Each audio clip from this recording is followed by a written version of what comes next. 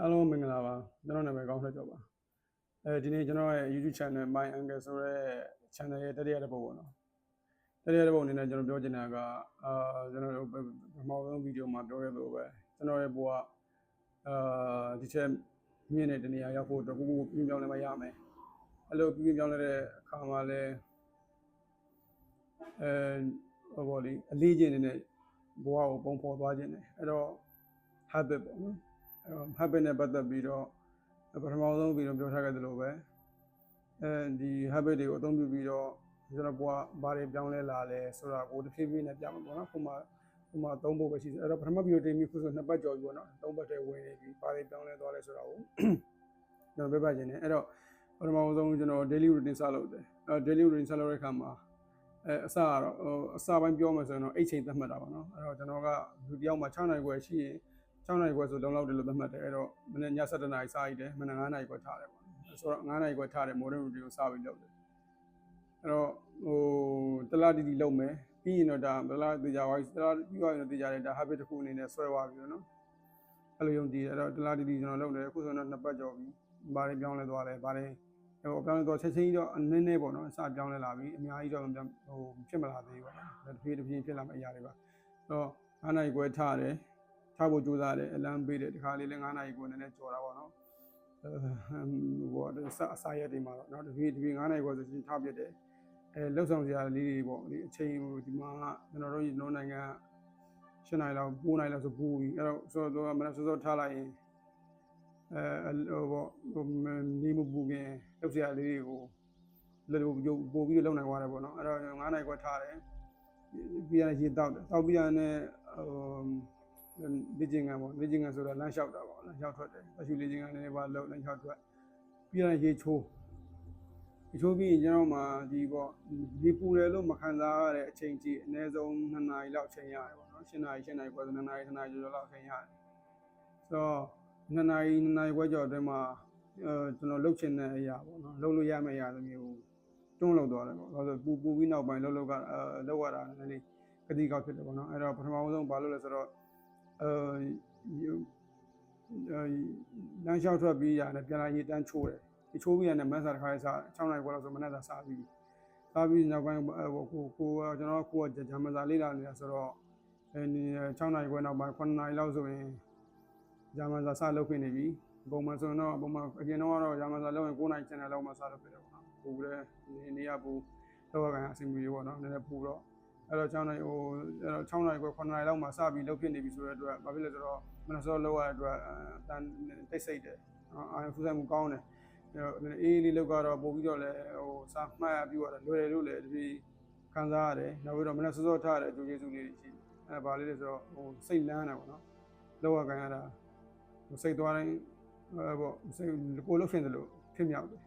လှုပ်လည်းပြီးမြောက်တယ်ပေါ့နော်အဲ့တော့9နာရီလောက်ကနေစားပြီးဂျာမန်စာစားလို့9နာရီ10နာရီလောက်ဆိုရင်ခဏနားရတော့စမလုပ်နိုင်တော့9နာရီလောက်နားတယ်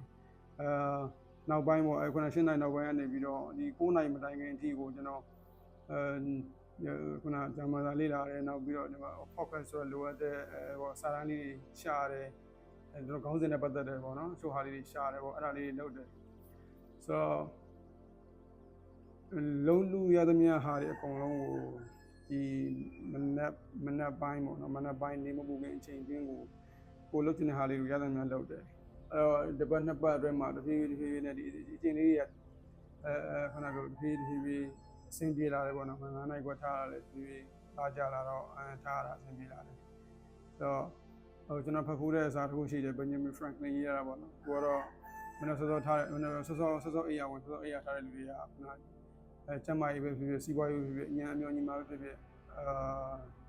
ပိုကောင်းတဲ့အရာတွေကိုရအောင်လုပ်နိုင်တယ်ဉာဏ်မျိုးဆိုလည်းပိုကောင်းတယ်ပေါ့နော်ဆိုတော့ဒီသူတို့ပြောခဲ့တဲ့စကားတွေကိုစာဖိုင်းနေပေါ့နော်သိတယ်အဲ့တော့ခုနညီဒီမနက် morning routine ရမနက်စောထားတာကိုဘယ်လောက်ထားခြင်းကဘာတွေကောင်းလဲဆိုတော့ကျွန်တော်သိတယ်လက်တွေ့လုပ်ကြည့်တဲ့အခါမှာခုနပြောတဲ့ချိုးပေါ့ဒီတဖြည်းဖြည်းနည်းန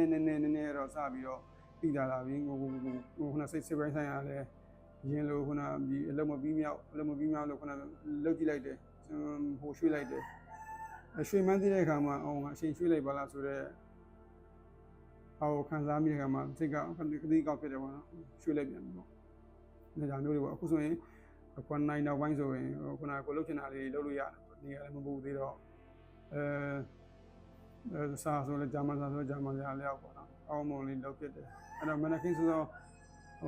ခုန morning routine က9နာရီခွဲထားတဲ့ဟာကိုညခုနကျွန်တော်ဆက်ပြီးလုပ်နေတယ်ဒီတလားခုနတလားပြည်ပြီးတာနဲ့နောက်တစ်ခုကိုသွားမယ်နော်နောက်လေ့ကျင့်တစ်ခုပေါ့morning ခုနဒီ daily habit မှာကျွန်တော်ဒီထက်ပိုကောင်းတဲ့လူတစ်ယောက်ဖြစ်ဖို့အတွက်လိုအပ်တဲ့ကျွန်တော်ကိုထင်တဲ့နောက်ထပ် daily routine တစ်ခုကိုစားပြီးတော့မိတ်ဆက်မယ်ပေါ့နော်မိတ်ဆက်ပြီးဘာတွေပြောင်းလဲသွားလဲပြောပြမယ်အခုလောဆယ်တော့ဒီ morning routine ကလောလောဆယ်ကြုံခုနလောလောဆယ်ဖြစ်လာတယ်ကိုသိနေတဲ့အနည်းငယ်တော့ပြောင်းလဲမှုလေးတွေကိုတင်ဆက်ပြတာလောလောဆယ်ပြောပြတာပေါ့နော်နောက်ပြီးတော့ဒီမနေ့စောစောထားတဲ့ကိစ္စပေါ့နော်မနေ့စောစောထားတာအခါမှာခုနကျွန်တော်ပြောသလိုစိတ်လန်းတဲ့အကျမ်းမာရေးတော့လည်းကောင်းတယ်ပေါ့နော် physically mentally ကောင်းတယ်ဆိုပေမဲ့လည်းသူ့မှာအားနည်းချက်လေးတွေတော့ရှိတာပေါ့နော်ဘယ်လိုအားနည်းချက်လေးတွေဆိုတော့ကျွန်တော်ပထမဆုံးထားတဲ့တပတ်ပေါ့နော်တပတ်ကြောဘယ်နည်းရှိရတော့ဒီမှာဖြစ်လဲဆိုတော့ညဘက်အိယာဝင်မှန်တာလည်းပိုင်ပေါ့နော်7နာရီနောက်ပိုင်း7နာရီပြည့်ဖြစ်သွားတာပေါ့အဲ့တော့ခုန6နာရီမပြည့်တာတွေရှိသွားတယ်မနေ့စောစောထားတော့နှုံးတာပေါ့နော်နှုံးတဲ့တန်တွေကြုံရတယ်နောက်ပြီးတော့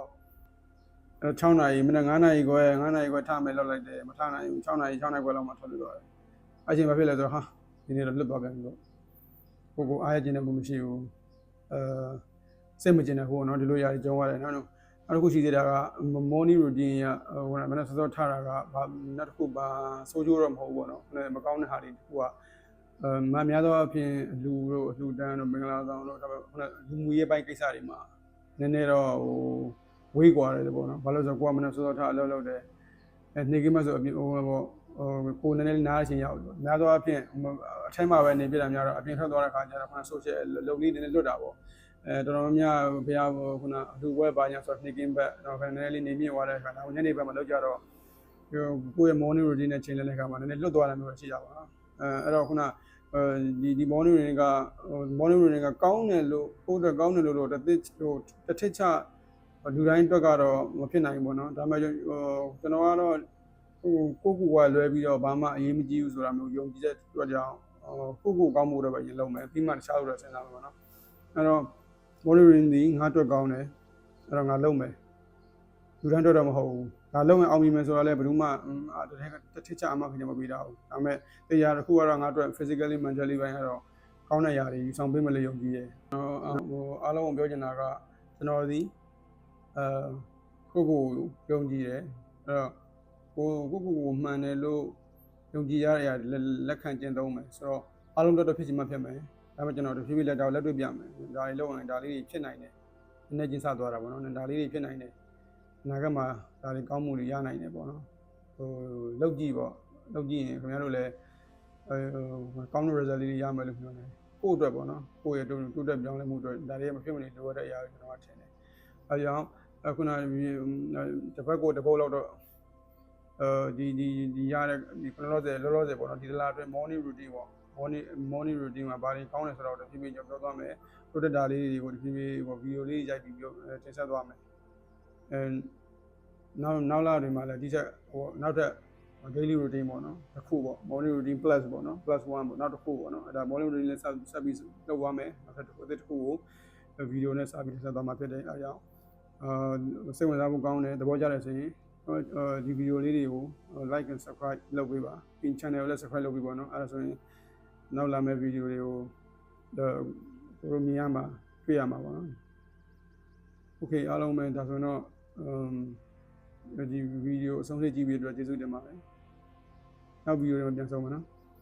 cheers